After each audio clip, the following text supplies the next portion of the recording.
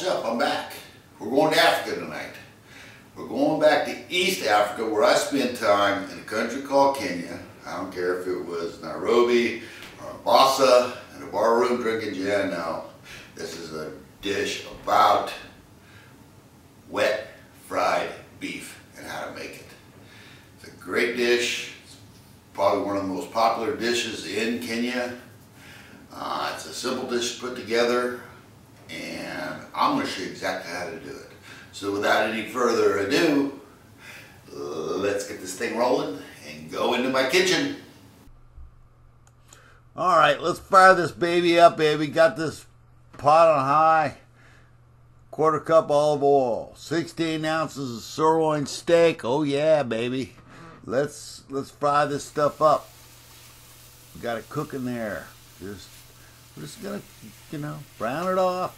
Real easy stuff. This is not complicated at all. Anybody can do this. So as that is browning off, and you see it's browning off there, we're going to put in a cup of water and let that go. Now we're talking about health here. That's a bunch of ginger and garlic. We're going to put that in there with a little bit of water into my blender, and we're going to make a ginger garlic paste that we're going to put into this East African Kenyan wet beef stew. Now, one of the main ingredients is onions. I'll talk about these knives someday. These are really special knives. I'm going to cut up this onion. Kind of boring watching the old man cut the onions, but now we're going to cut the other ingredients up, which includes 4 red ripe tomatoes. You can use tomato sauce to make this video, but I don't think it'd turn out right. Just my guess, but I'd rather use fresh organic ingredients that I've thoroughly washed with Kangen water. Have you ever heard of that? Oh no, probably not. But that's what I do. I clean all my vegetables constantly off with Kangen water. Keep everything natural as possible for health. We're just still cutting tomatoes. Watching the old ball chef cut tomatoes. Does he have culinary skills? I don't know. Probably not. Missed a part there. Here we go. Cutting this up. This has got to be just titillating information here. Throw that away. Nope, don't want that. Nope. Now let's move those nice ripe red tomatoes to the side. And now we're arranging our vegetables, and those are the habanero peppers. Got 3 of them. If it's not spicy, it's not right. If you're cooking this up for the kiddies, probably want to leave these out. But for me, it's got to be spicy. Always got to be spicy. The whole trick to this recipe is you're going to cook this thing down so it's pretty much, even though they call it wet, it's going to be, at the end, pretty much just all of these vegetables and flavors infused around the beef. Simple as that. It's not complicated.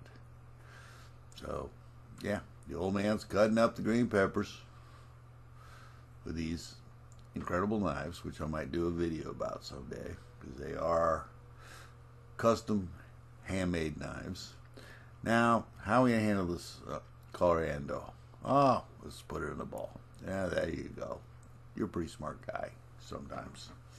Yeah, chop that up, and then of course we will then take all of our veggies, salt, got some Garam Masala, and some smoky paprika.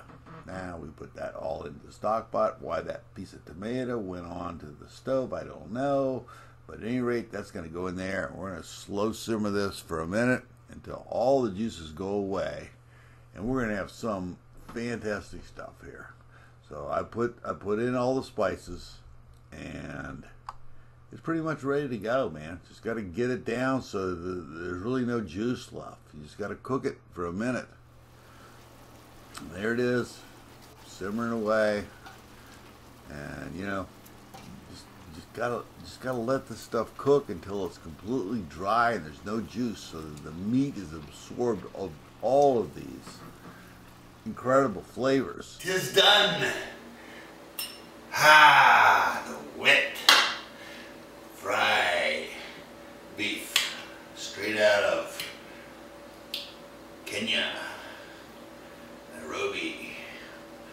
Let's get a little rice, a little bit of this. Oh my gosh, I don't know.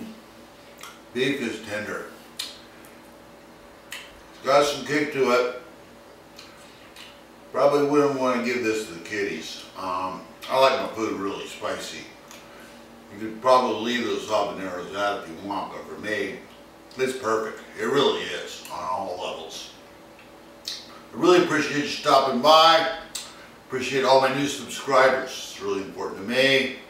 Like this video if you like it. If you don't like it, tell me what I did wrong. I'm not an African. But at any rate, again, I thank you for stopping by and watch me put together this East African Kenyan recipe together. It's absolutely delicious.